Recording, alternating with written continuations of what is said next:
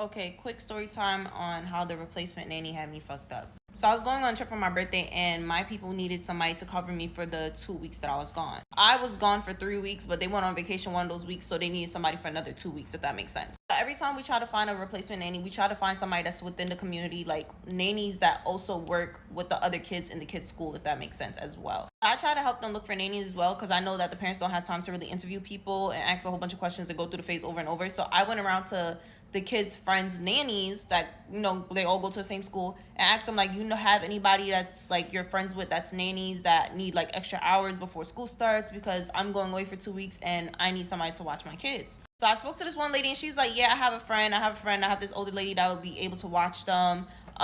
What dates do you need? I told her what dates. She was like, yeah, she comes back from vacation that time. She'll be good for that day.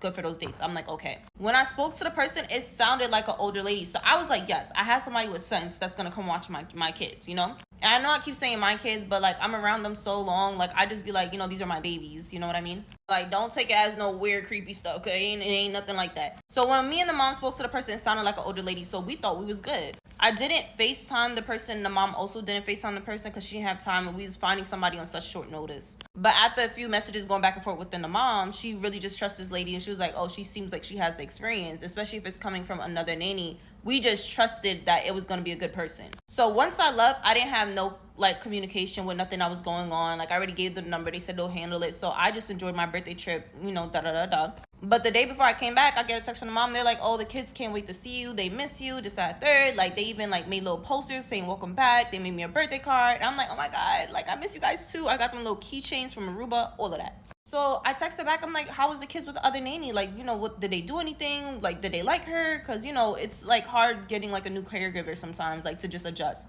New rules, new people, new things to do. You know what I mean? She was just like, I'll tell you about it in the morning. I was like, oh, brother. You know what that means. And not too much on my hair because, honestly, I normally get it done all the time, but I haven't been feeling good all week since I came back, so chill. So I came back. The moment I came into the door, I'm filled with hugs, birthday cards. Like, all my packages sit there for me. I can't wait to do a haul. The kids like, can we open your packages for you? Can we make cupcakes today? Da-da-da. And I'm like, yeah. Like, I'm happy. Like, I missed them, So I'm like, yeah, so tell me, what happened with the other nanny? And the oldest daughter, she was just like, oh, brother, she was the worst nanny ever. I'm like, what happened? She was just like, she just sat on the couch all day and she would not look up from her phone. Like, the kids were basically watching themselves. The oldest daughter was telling me, like, she didn't want to go to the park with them. She didn't want to do no arts and crafts with them. She didn't want to bake cupcakes or cookies with them. She didn't want to go on adventures. And adventures are, like, little places that I take the kids. And every time it's a new place, like, we're going to the movies somewhere, we're going to the museum or the zoo or the aquarium, they call it an adventure. I'm like, so the 8 days she was watching, y'all paid her $1,900 and she didn't do nothing. But that wasn't the gag. The gag is the mess that I saw in the rooms. When I tell you, when I looked through the rooms, my jaw dropped on the floor. Laundry everywhere, clothes everywhere. This girl was so lazy. The kids are 4 and 7. She told them to fend for themselves and make their own lunches. If you look at the video that I just posted, you can literally see the kids, like, have, like, a bag of bread and, like, plates because they were trying to make their own toast. They was trying to make their own bread and butter. How are you going to tell a 4 and 7-year-old to get their own food? The mom literally had to beg her to take the kids to the park. And when she took them to the park, she took them to this park that I don't feel like is generally safe for the kids. It's fully metal, so in the summertime, the metal gets so hot the kids can't really play on it. And the first time I took the kids to the park, the youngest one literally bust his lip open on a piece of root that was just sticking out the little floor. I don't even know what the material was, but it wasn't concrete. And he literally busted his lip open. I never took him back to that park. And the kids would tell me, like, yeah, she only took us there for 30 minutes, but she wouldn't take us to no other park. She would also eat the dad's food. Like, the mom would order pre-made chef dinners for the dad. Because he works so much, he don't have time to pack his lunch. She would literally eat the dad's food. She would take the kids' Korean snacks. The mom and dad also purchases, like, Korean snacks for the kids, like, 2 times, 3 times a week or whatever the case may be. I mean, every 2-3 weeks, she would purchase, like, Korean snacks, and she would eat the snacks and drop the wrappers on the floor. The kids end up breaking their bed. There was random liquids all over the floor. Like, surfaces was sticky.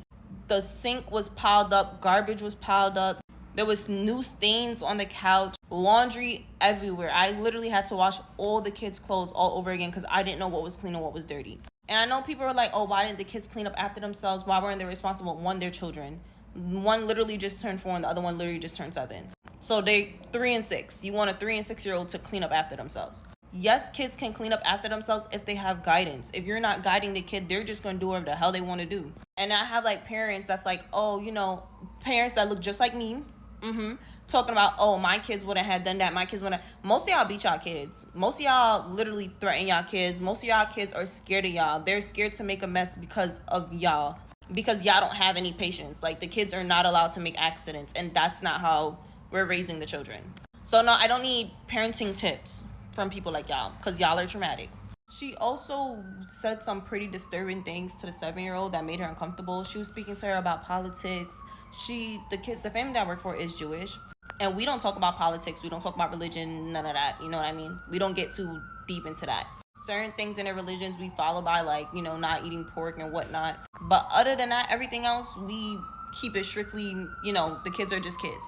She's going to tell the kids that the war of Israel is coming to America. It's coming to New York. Why would you tell her that? She's going to tell her about certain things about her religion to make her question her religion, going back to her mom, asking her questions about God, about everything. Why are we speaking to a 7-year-old about this? All the things you could be speaking to her about. Why didn't you ask her if she saw the new Disney movie or if she wanted to go to the movies? Why don't you ask her what's her favorite book because she loves to read? Why don't you ask her if she got a new Lego set? And why don't you go play Legos with her? Why are we talking about this? And the fact that she was 20 years old.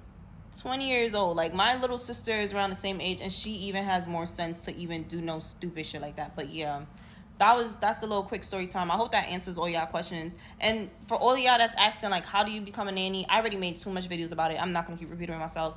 And all y'all asking, like, can you help me find a family this out there? No, I'm not a recruiter. I literally work by myself. I don't have no agency. So no, I cannot help y'all. Y'all gotta figure it out, because I make way too much videos, and if you really want it, you're gonna go get it. That's it. I don't have no helps and tips. I done my videos with all of that. All of it. All I'm going to say is get a profile on care.com. That's where my family found me. That's it.